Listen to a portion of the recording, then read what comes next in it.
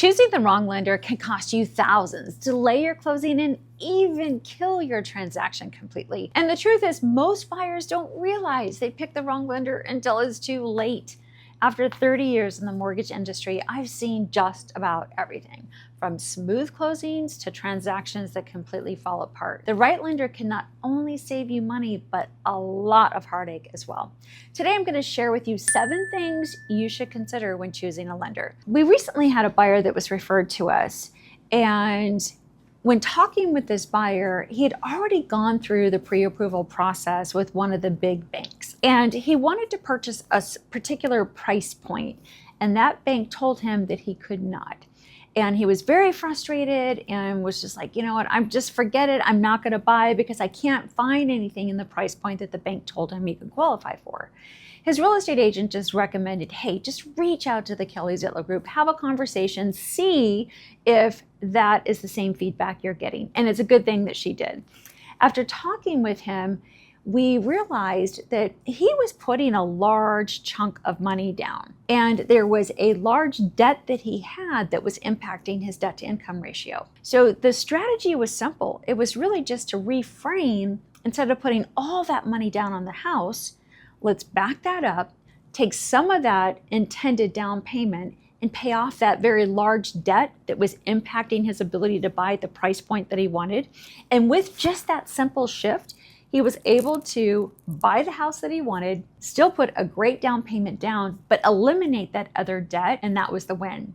I share this with you because strategy is so important, and it's definitely one of the 7 items to consider when you're choosing a lender. So let's dive in. Number 1, communication is everything. Oh my gosh, I cannot stress this enough. I mean, just think about all the things that we do every single day. At what point do we get frustrated? Generally, it's because we cannot get a human being or somebody to talk to us about whatever it is that we're trying to achieve.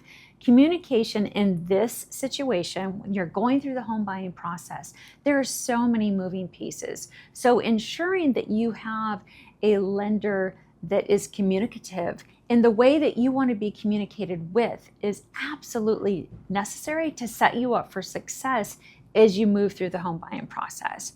And this just isn't about communication up front. Like up front, if there's a red flag, know that that's going to be the way it is throughout the entire process. So really evaluate. Did the lender respond? Was it a timely response? Do they have the ability to text them? Because sometimes in today's day and age, that is very important to be able to have that exchange. Also, just when you get them on the phone, first talk to them on the phone. I highly recommend it. Are they articulate? Do they come to the conversation with thought and the ability to ask you the right questions? Because most of the information that a lender needs, a lot of that will come through the application. A lot of that will come through the documentation that you're provided, but so much of your goals has to come from your brain. And so the ability for the lender to ask you the right questions, to be able to formulate a strategy to help you achieve those goals and communicate with you in a clear, consistent manner, it is so important. So just want to make sure you're thinking communication. Number 2, strategy over interest rate. And I'm not saying take a higher rate just to take a higher rate. I'm saying make sure that you're working with somebody that can offer you a competitive interest rate in terms, because it's not all about rate. Got to look at the cost to get to that rate, but also can bring to that conversation an effective strategy that helps you win the contract and helps to get you to the close of escrow. Just like I shared in my example a few minutes ago, the strategic approach can really be the differentiator in helping you to achieve those goals. So what do I mean by strategy? Well, strategy is one of these things that once you've been in this lending industry for long enough, you realize that there are so many levers to pull, so many different loan programs or exceptions or way to put together the transaction that helps our buyers meet the goal. That's really what I'm talking about, strategy. So the ability to digest all of that underwriting guideline, because at the end of the day, it's not the lender that's making the decision, it's the lender's lens of those underwriting guidelines and how, together with the objective and the goal of the buyer, how they can make it all work. And it's not black and white in this industry. Yes, we all are selling the same type of loan programs. That's fair to say. Whether that's FHA or VA or Fannie Mae or Freddie Mac or Jumbo, for the most part, they're all the same.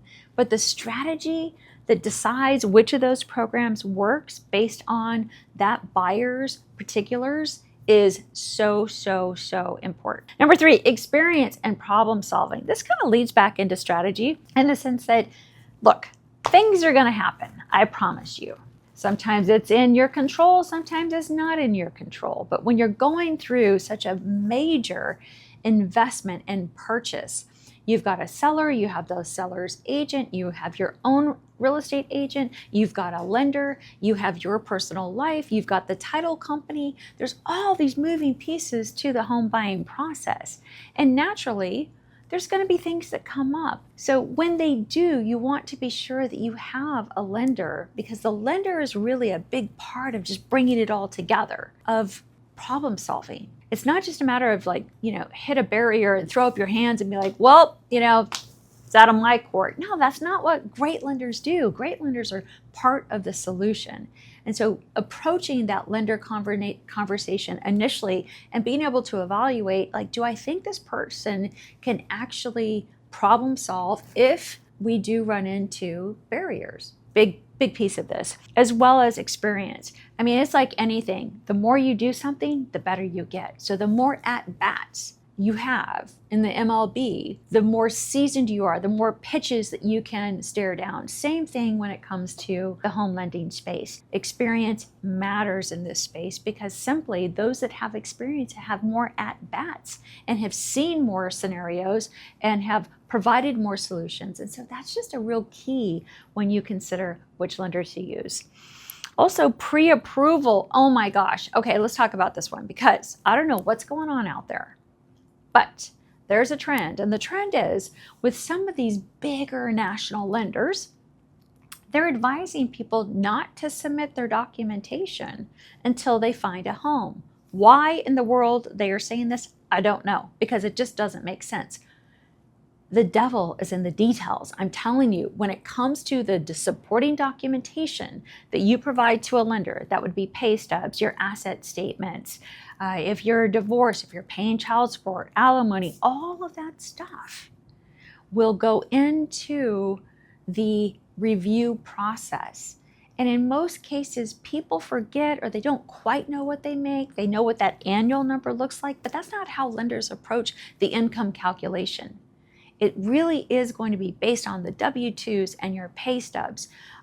Do you work variable hours? Has there been an inconsistency in the approach? Are you self-employed? Do you own 25% or more of the company? All of these factors go into how that lender is going to calculate your income for the loan approval based on the lending guidelines of the product or the program that you'll be using. So please, if you are working with any lender out there and they tell you, hey, you don't need to send me your documentation until you go find a house, you're just setting yourself up for failure. Do not do that. The traditional kind of the way this works, talk to a lender up front. I highly recommend it. Secondly, apply, meaning that you're going to complete that loan application. You're going to include things like your date of birth, your social security, your residence for the last 2 years, your employment history for the last 2 years. If you're not employed, what your source of income is to qualify and document the ability to repay the payment for the loan that you're acquiring. All of that goes into that application.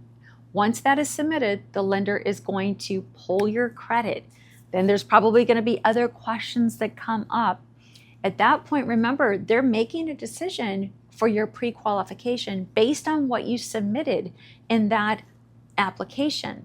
So without any documentation, you're only kind of maybe halfway right. You want to get that documentation over to the lender so they can do their process, review it, calculate the income based on the lending guidelines, and then for sure, you're much more ready to get out there and start shopping.